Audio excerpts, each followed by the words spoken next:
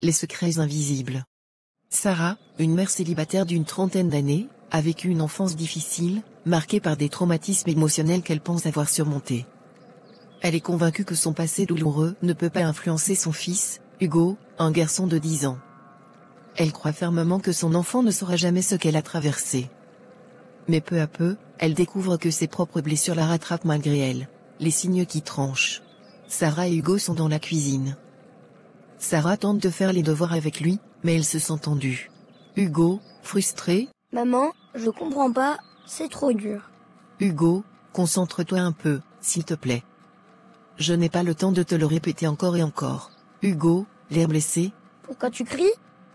C'est pas ma faute. Sarah, troublée, voit dans le regard d'Hugo une tristesse qui lui rappelle elle-même enfant. Elle ressent un pincement au cœur mais bala l'idée, convaincue que ses émotions d'autrefois n'affectent pas son fils. Les réflexions douloureuses. Quelques jours plus tard, Sarah trouve Hugo en train de pleurer seul dans sa chambre. Sarah, inquiète. Qu'est-ce qui se passe, mon chéri? Pourquoi tu pleures comme ça? T'es toujours fâché contre moi, on dirait que je fais jamais rien de bien. Sarah est sous le choc. Elle entend dans les mots de son fils les blessures de son enfance, lorsqu'elle-même se sentait toujours en faute face à ses propres parents. Hugo, je suis désolée. Ce n'est pas contre toi, tu sais. Parfois, c'est juste, difficile pour moi de garder mon calme. Elle hésite, puis s'arrête, prise par le doute et le déni, ne voulant pas que son fils connaisse ses propres blessures. Confrontation et prise de conscience. Un soir, Sarah est en larmes après une dispute avec un collègue. Hugo s'approche timidement. Maman, est-ce que quelqu'un t'a fait mal, comme quand je fais quelque chose de travers? Ces mots touchent Sarah en plein cœur. Elle réalise soudain l'impact de son comportement et l'effet de son passé sur son fils. Non, Hugo, enfin, pas toi. Mais oui, il y a des choses en moi qui font mal, parfois.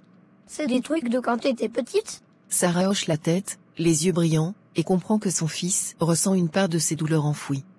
Oui, mon amour. Parfois, les grandes personnes ont des blessures d'avant. Elles restent la même quand on grandit. Mais ça ne devrait pas te faire de la peine à toi, c'est mon travail de m'en occuper. Pour la première fois, Sarah accepte de se confier, et cette prise de conscience marque le début de son chemin vers la guérison. Reconstruction et guérison partagée. Sarah commence à consulter un thérapeute pour apprendre à apaiser ses blessures et à mieux gérer ses émotions face à Hugo. Elle devient plus attentive, et leur relation évolue. Un soir, elle prend un moment pour discuter avec lui de ce qu'elle ressent. Hugo, je veux te dire merci.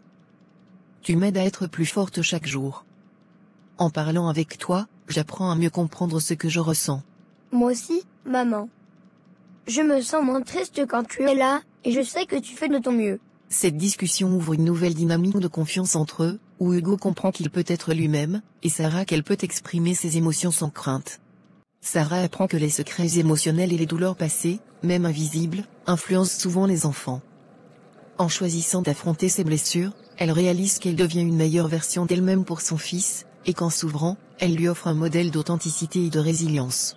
À travers cette histoire, on voit l'importance de la guérison personnelle pour offrir un environnement émotionnel plus sain à ses enfants. Si tu ressens que des blessures de ton passé affectent ta parentalité, ose te libérer de cette charge. N'hésite pas à demander de l'aide, pour toi et pour le bien-être de tes enfants. En guérissant nos blessures, nous donnons à nos enfants un avenir où leurs émotions ne sont pas le reflet de nos douleurs. Ce scénario met en lumière la nécessité d'une guérison émotionnelle sincère et invite à abandonner l'idée que nos enfants resteront épargnés par nos cicatrices cachées. En montrant l'impact de la transparence émotionnelle, il ouvre la voie vers une parentalité plus équilibrée et bienveillante.